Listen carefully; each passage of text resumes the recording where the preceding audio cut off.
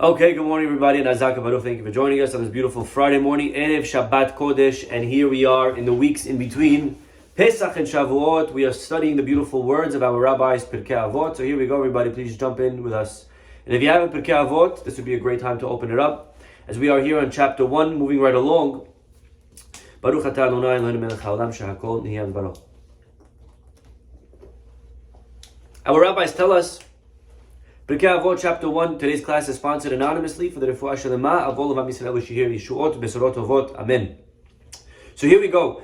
The next Mishnah that we're going to talk about today, Yossi ben Yohanan Ish Yerushalayim Omer. Here we go. The next rabbi in the order is Yossi ben Yohanan. We're up to Mishnah 5. Yossi ben Yohanan from Jerusalem, he would say, Yehi betcha patuach lirvacha. Very, very important words. Your house needs to be opened. Lirvaha.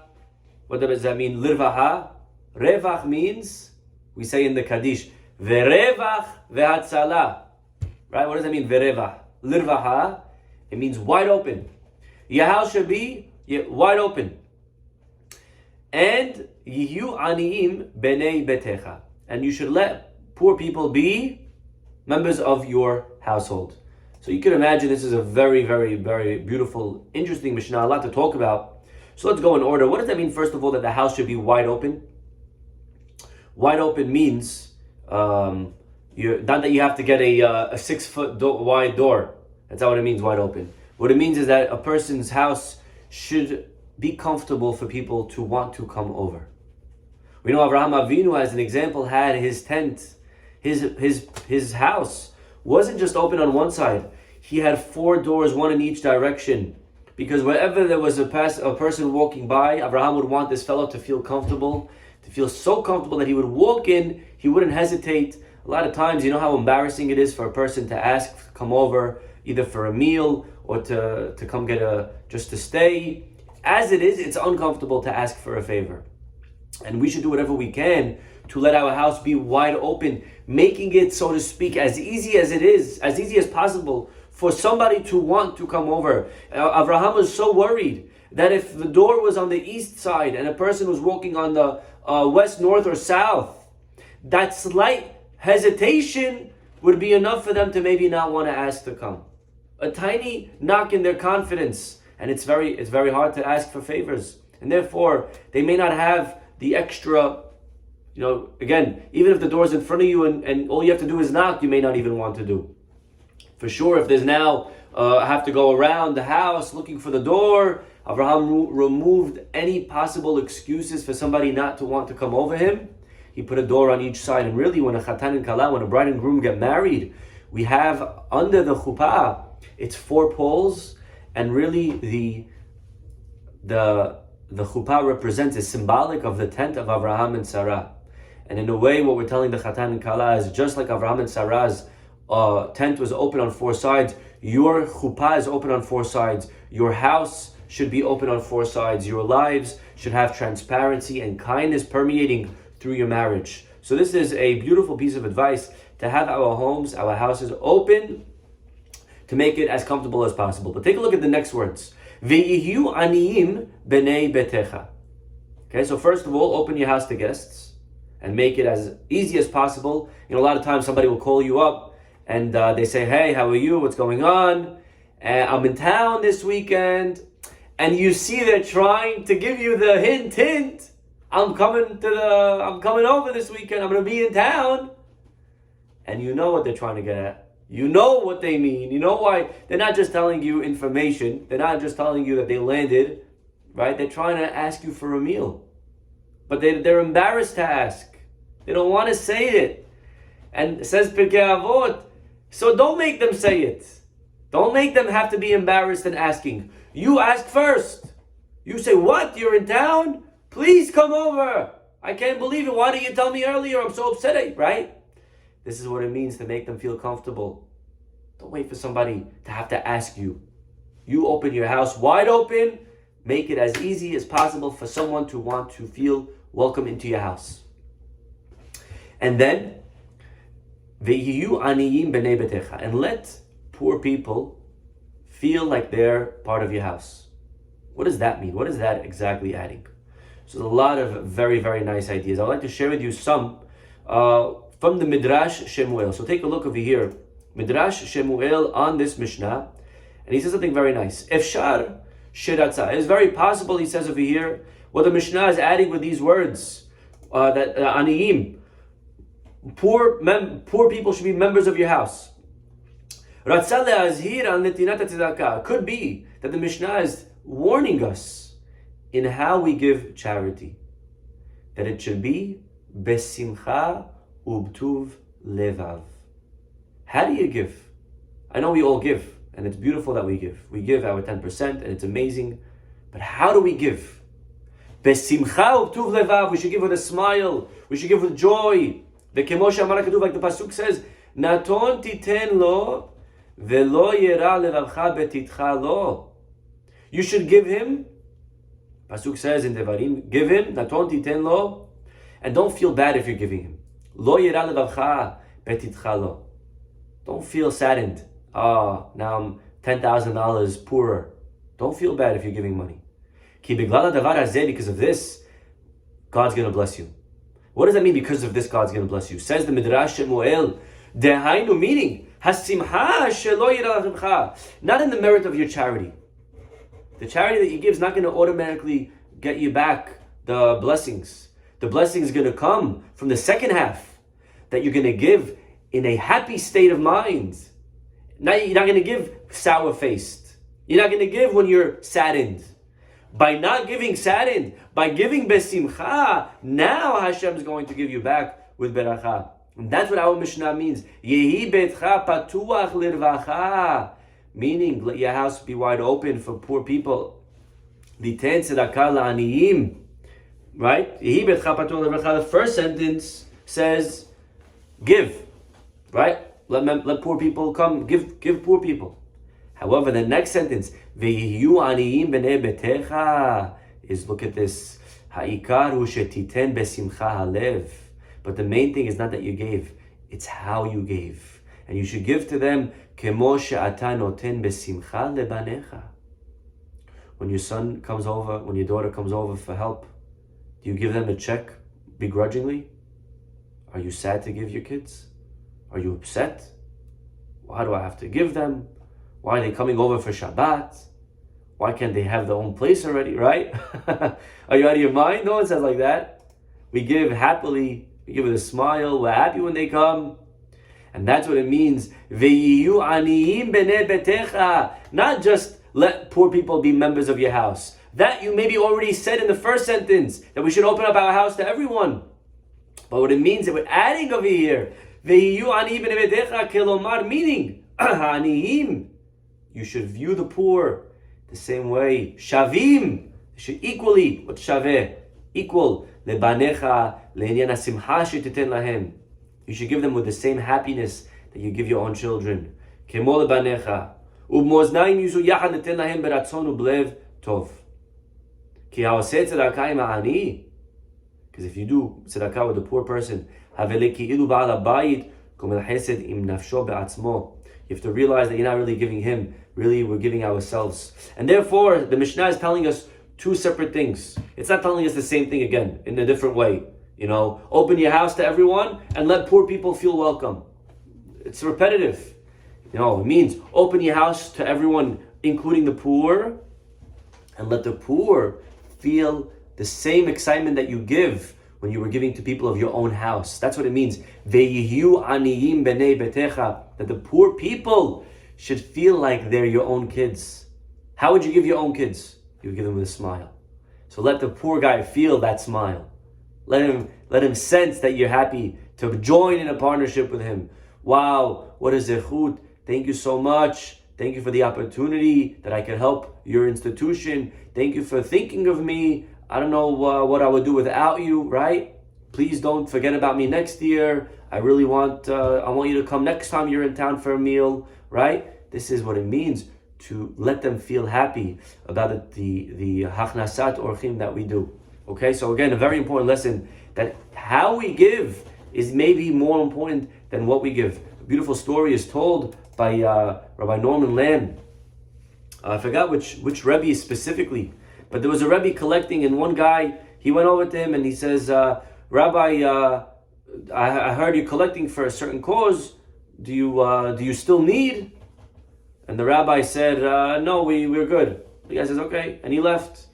And the Gabbai came over, he said, Rabbi, why don't you take money from that guy? We still need more. We didn't finish collecting for the cause. And the rabbi said, if you would have seen the smile on his face when I told him he didn't need to give, then you would understand. Meaning, sometimes when we give, we're doing, but we're lacking the how. We're lacking the love. When we give tzedakah, we got to give with all our hearts. The same way we give to our children. We're so happy to give them. We're not begrudging it. When we give to the aniyim, we got to give it with a smile. We got to give it. That's what it means. Ve'yiyu aniyim b'nei betecha. Let the poor guy be the same attitude that you give, the way you give to your own children, to the way you give to your own family. There is another interesting interpretation over here. What does it mean? Yehi betcha patuach lirvaha. Let your house be open wide. And what that means is, a lot of people have no problem opening the house. They have no problem having guests. When it comes to guests that are cool, or they'll have someone over if this person is maybe wealthy, or this person has status, and I'm inviting them, I'm happy to have them over. Yeah, Rabbi, I do Hachnasat Orchim all the time. Really? Who do you have over? Well, I had my friends over, and I had the chief rabbi over, and I had one time the governor over. That's not patuach lirvacha. You're not opening your house wide. You're opening your house very narrow. You're only inviting the rich people. You're only inviting the cool people. You're limiting your kindness. That's not real tzedakah. That's not real chesed. Real chesed, the person does for everybody. There's no limits on who I give to, on how I give to. Right? And this is something that unfortunately in a status-seeking world, where we're only interested in our status. What's my status? Everyone's looking for status. We want to be recognized. And how many people will throw weddings and parties because they have to maintain the status quo. And if they don't have a certain wedding, and they don't put a certain amount, or they don't use a certain the planner or florist or whatever it is, then they lose certain status. Or I can't marry into this family because they don't have status, right? So today's world, the buzz is status. It's all about status. And in such a world, it's very easy to sometimes forget that tzedakah, chesed, kindness, charity needs to be done with everybody. Even people that don't have status. Especially with people that don't have status. I don't know if it's again, I don't want to say a specific rabbi's name and get the story wrong, but he was once in Europe. The custom was that when people would leave the synagogue on Friday night, they would head home, and if you wanted to have a guest over, then there was a line of guests standing in the back of the synagogue, and you would go over one by one and invite one or two or three, however many people your house could accommodate, and you would invite them for a meal. And one night after prayers, the rabbi, Friday night, as he's leaving the shul, he's the last one to leave, and there's two guests left in the back, two visitors. And the shamosh comes over to the rabbi and says, Rabbi, there's two guys left. The one on the right is a big Talmid Chacham, a big rabbi. You'll have a good time with him, so you take him, and I'll take the other guy. The other guy is a hazi case. He's a loser. There's nothing special about him. You take the guy on the right. Take the Talmid Chacham. I'll take the regular guy. The rabbi looks at both of them. He says, no, I want the guy on the left. He says, Rabbi, the guy, I told you, the guy on the left, there's nothing, you're not going to have a good time.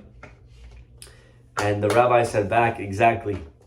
If I wanted a chavruta, if I was looking for a friend, maybe I would pick the guy on the right.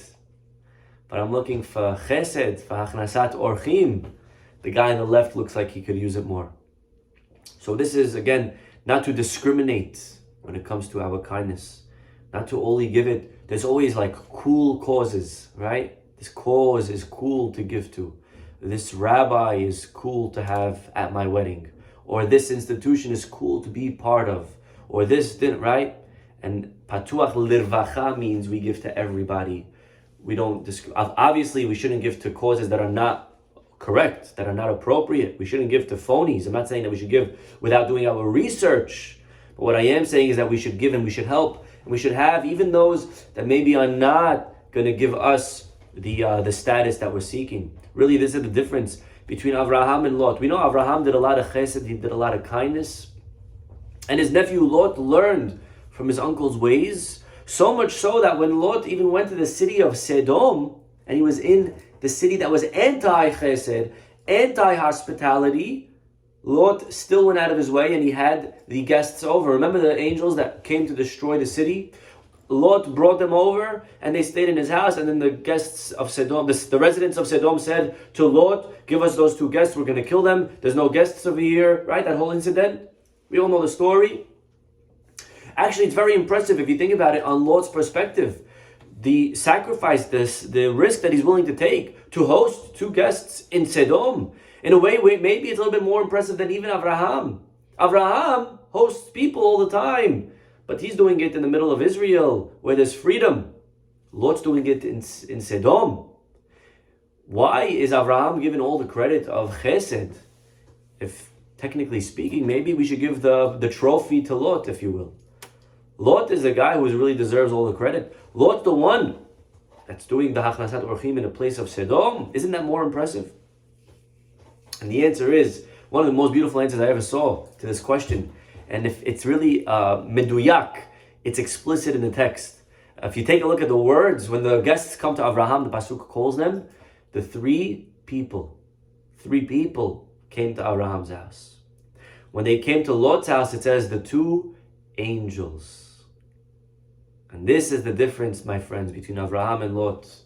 Lot was prepared to have people, but only if they were angels. Only if they were worthy. Only if they were hashuv. Only if they were important. Only if they had status. I'll have is he a big rabbi? Yeah. Tell me, what? He gives blessings? He's mikubal? He could give me, oh wow, he has hundreds of people online. Wow, okay. I'll have him over. If he's an average rabbi, not a big guy, not for me, right? That's not what the Mishnah says. The Mishnah says, Yehi betcha patuach lirvaha, open it up to everybody. And v'yihu aniyim b'nei betecha, even the poor people should feel welcome. The great story is told of the two brothers, the Noam Elimelech and Rav Zusha Me'anapoli, how they were once traveling to a certain town, and they were waiting for somebody to host them, and nobody did. And finally they went to the Gabai's house.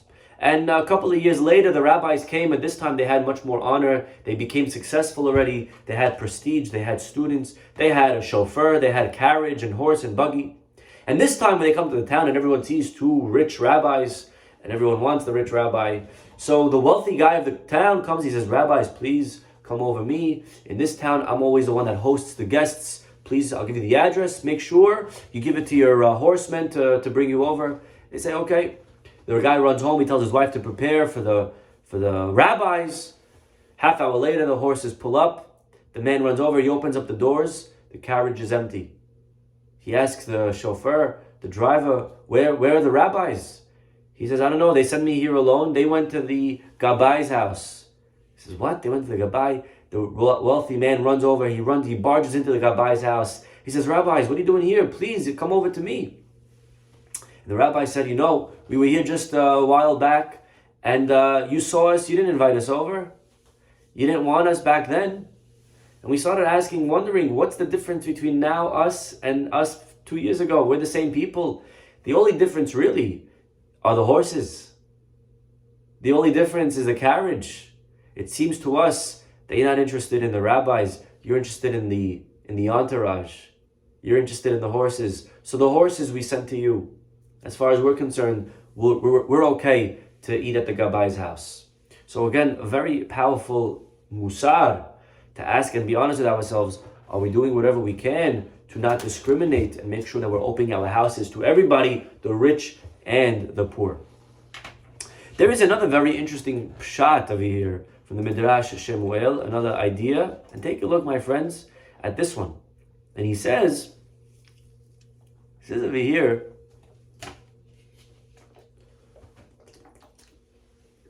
the exact opposite of what we just said. He says, when you invite people over, don't only invite poor people. Even even invite the rich. What does that mean?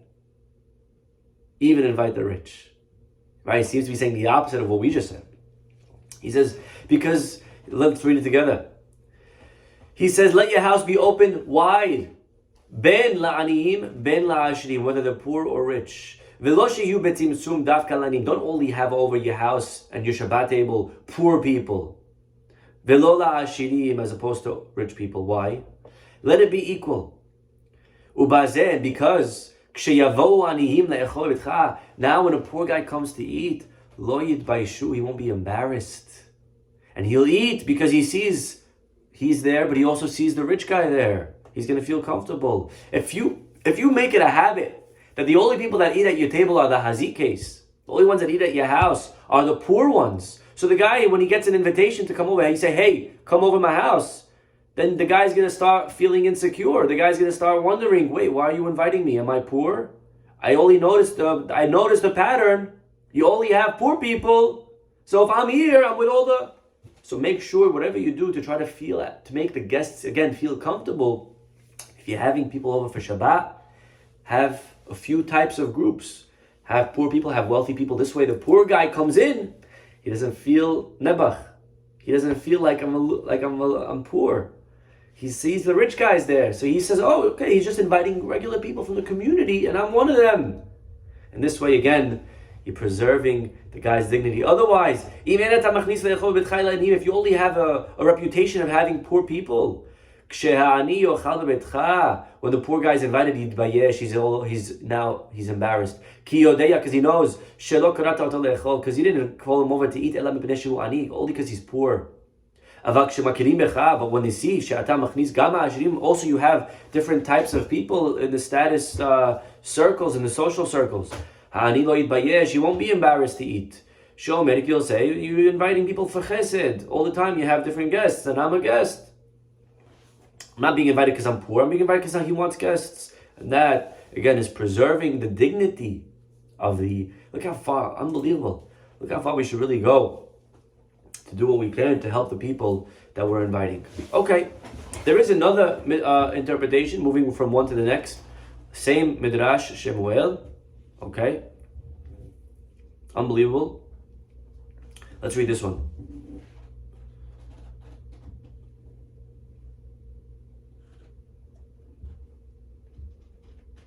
And by the way, that's how he reads the Mishnah. Yehi betcha patuach lirvacha, let your house be open to everyone, even the rich. And the result will be, ve'yihu aniyim b'nei betecha, the poor guy will feel comfortable coming in. If you only open it to the poor, then the poor themselves even won't come in because they'll see the trend. Okay? Now, here's another interesting midrash over here that he brings, another interpretation. Ratza lehazhir al netinat tzedakah. Sorry, we just saw that one. Another one.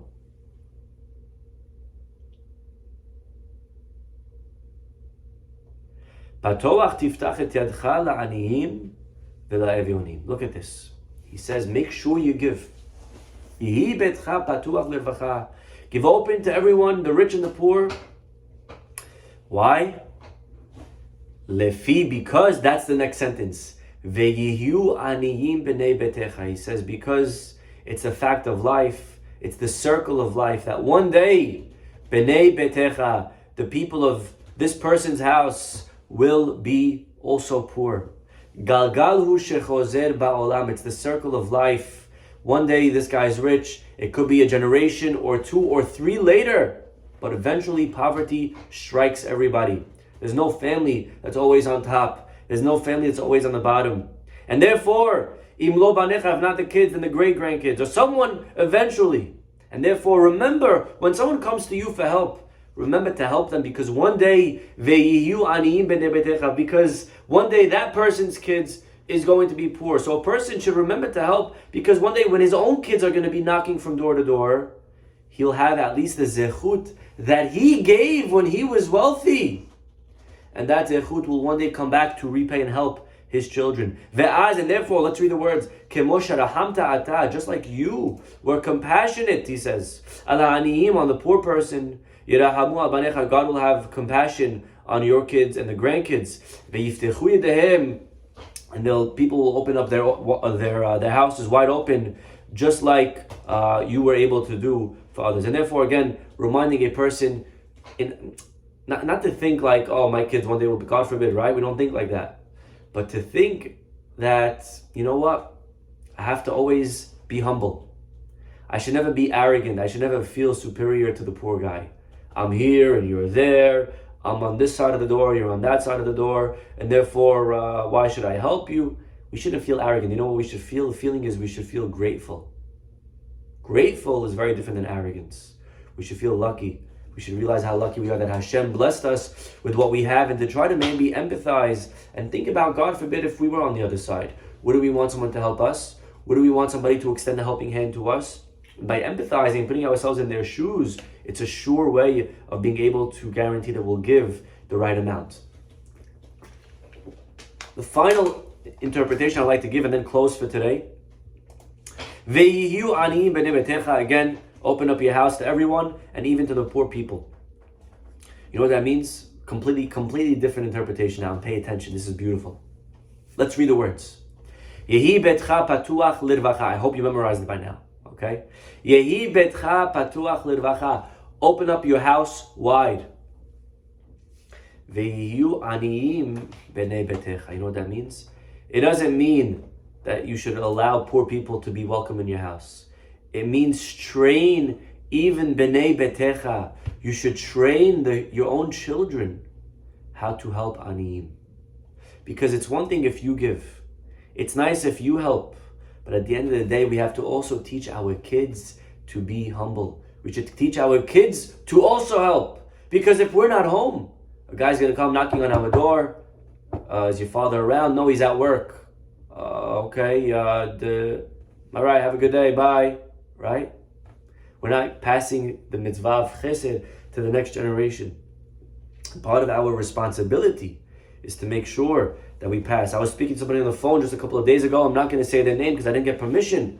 And this guy who is a huge Baal Tzedakah in the community, Askan, who goes around helping different organizations and does whatever he can to help the different important causes in the community, was telling me that he actually got turned on to kindness and to chesed through another member in the community. When he was a young kid, this older member called him over and said, I want you to go over to this guy and I want you to solicit from him a certain amount of money and go and do it. And the kid's like, I can't do it, I'm just a kid, I don't know how, I never asked for tzedakah. He says, don't worry, go ahead. And he says, this started me off on this beautiful cycle of learning how to get people involved in chesed.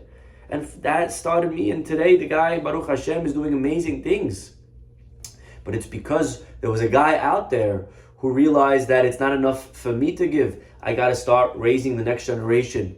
And therefore, says the Mishnah, Ve'yihiyu aniyim b'nei betecha. Your own children, teach them to be humble. If you give, it's not enough. Your own kids also have to give. Because if you give and it stops there, it's going to end in 20 years. If you didn't pass it on to the next generation, then you failed. And therefore, we have to teach our kids to be giving. They can't be stingy, because if they are, we didn't achieve anything. Okay, so the family has to be on the same wavelength as us, and that's the final teaching over here. Ve'yihiyu aniyim b'nei betecha. Your kids must be humble. A lot of times when a person is very wealthy and they're giving a lot of tzedakah, people are, giving a lot of charity. So the kids feel a little bit entitled. The kids realize they're wealthy, and that could come with a price of arrogance. And therefore, whatever we do, we should make sure that we're giving it to our children. We're instilling in them the values of also making sure that they give just like we are giving. Okay? There's a beautiful midrash that I want to close with on this point. The midrash says over here in Pirkei de Rabbi Eliezer, Chapter 30. Pirkei de Rabbi Eliezer was a midrash written around in the 600s, 700s, where it expands the stories in the Torah. And the story is told over here.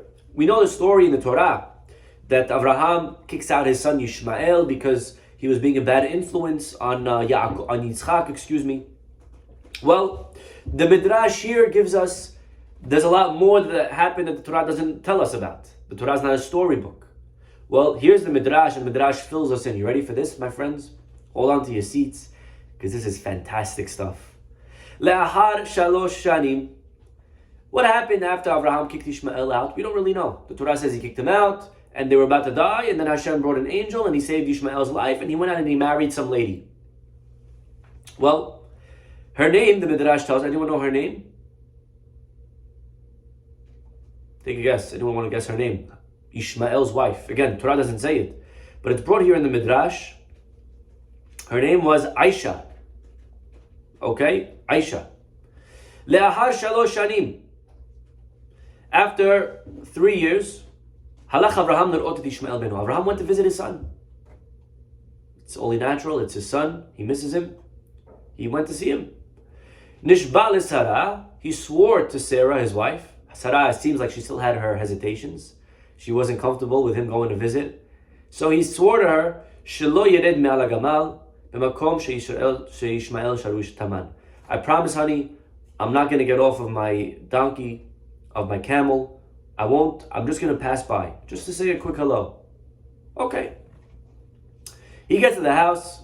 He gets l'sham b'hatzi hayom. He gets there in the middle of the day. Umatzah sham et ishto shel Ishmael. He sees Ishmael's wife, Aisha. Amar la, he says to her, Hechan hu Ishmael? Where is Ishmael? Amra lo. She said, Halach hu ve'imo lehavi perot v'tmarim min hamidbar. So the wife says, well, he went out with the mother. It seems like Ishmael's mom was living with them. Okay, every wife's dream to have her mother-in-law living with her. Okay, so it says, she says, Ishmael went out with my mother-in-law. They went out to get some fruits. They went out to get some food from dates. Amarla, he said to her, Tenidi ma'at lehem v'mayim. Can I please have some bread and water? I'm very tired from the travel. Now he didn't say who he was. He didn't tell her that he's Avraham, Ishmael's dad. He just said, hey, where's Ishmael? She thought he was some, zboon, customer. Amra lo, what did the wife say? En li lehem velo mayim. I have no bread, I have no water. Now, does that echo somebody's attitude in the Tanakh, in the Torah? No bread and no water? That should sound familiar, right? Remember the two nations, Ammon and Moab? They're banned from entering the Jewish people because, right, they lacked. Amar la, so Avraham says to the wife, Ksheyavo Yishmael, when your husband comes home, Hagidi lo. This is the first, by the way, could you leave a message for me? This is the first ever recorded in history. Could you leave a message? Okay? He says to her, when he comes home, could you leave a message for me? Hagidi lo tadrim halalu. Tell him. Zaken ehad me'eretz Canaan. There was an old guy from Canaan, who came to visit. Ve'amar, and he left a message. The message is, Halef miftan betecha. Please change your threshold. She'ena tovalach, because it's not good for you. Wow. Okay, now the wife doesn't know what the code is over here. She doesn't get the message. So, Ishmael when her husband came home, she shared with him the message. He said some old guy came from Canaan and he said to switch the threshold of your house. Uben hacham kachati chacham, says the Midrash. Ishmael was half smart like his father was, very smart. The son of a wise man is half wise. Hevin Ishmael, he understood the message of his father. And what did Ishmael do? Shalha imo v'lakcha lo isha bebet aviha.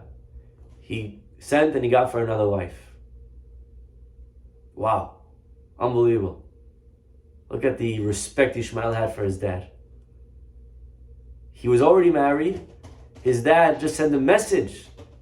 He didn't even have the conversation face to face with his dad. His dad just said, if you ask me, I think you should change the threshold of your house. He understood right away. You're out. He got rid of her. Look at this. Unbelievable. The respect, the wisdom that they realized that the elderly generation had. He got a new wife. What was her name? Fatima. Okay? Anyone? Fatima? So the first one was Aisha, the second one was Fatima. This is great stuff, huh? I feel like I'm reading the Quran over here, but this is in a Midrash. Okay. Ve'od ahar shalosh shanim, 3 years later, Halach Avraham Nerot Ishmael Beno. Avraham went to visit his son. Nishbal Sarah, he swore to his wife, like the first time, he's not going to get off of the camel, wherever Ishmael is living. He gets to the house, midday, he sees the new wife, Fatima. He realizes that his son listened to him. Amar la'echanu Ishmael, he says, where is Ishmael? Amra lo, she said, they went out to shepherd the camels. Amar la, he said, can I please have some bread and water? Because I am very tired. From the desert, from the travel. Fatima takes out some bread and water, and she gives it to Avraham. Amad Avraham stood up. He prayed. He starts praying to Hashem al beno, over his son. And Ishmael received a lot of blessing from that day moving forward. When Ishmael came back home, Fatima said, this old guy passed by and he asked for some bread and water, and I gave him, and he started praying, and a lot of bracha started coming. Ishmael, and Ishmael realized even till today, that even till now, his father had mercy on him like any father would have for his own child. He realized that his father loved him, even though he kicked him out of the house. He kicked him out of the house, don't forget. And eventually when Avraham died, he of course, he came to bury his father. He had tremendous respect till the day of his death. So you see over here, again, fascinating stuff. But it's not enough if we're doing chesed. It's not enough if we're righteous, if we didn't pass it on to the next generation. Avraham was making sure even his son Ishmael carried the traits of kindness. When the angels came over, it says that he gave to the lad to start preparing the food. Who is the lad? The lad is Ishmael. So he was making sure to include his own children, Ishmael, Yitzchak, in the kindness that he's doing. So that is the final interpretation for today of let your children, maybe you're very rich, maybe you have a lot of money, but make sure that your children don't let that get to their heads. Make sure that they feel humbled and they feel a certain sense of humility in this way to always continue in your footsteps of always giving forward and helping and doing kindness to the next generation. Okay, everybody. Wishing you all an amazing Shabbat Shalom. God bless you all.